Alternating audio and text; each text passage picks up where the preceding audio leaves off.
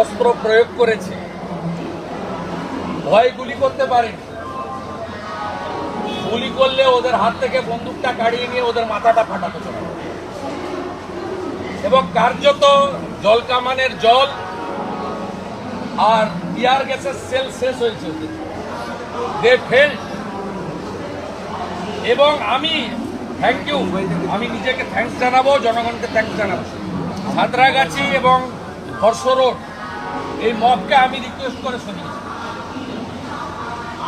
শরৎ Chatterjee road পেরিয়ে নবান্নর গেটে গিয়ে জনগণ ছাত্র সমাজ বলে এসেছে দফা 1 দাবি 1 মমতার পতন।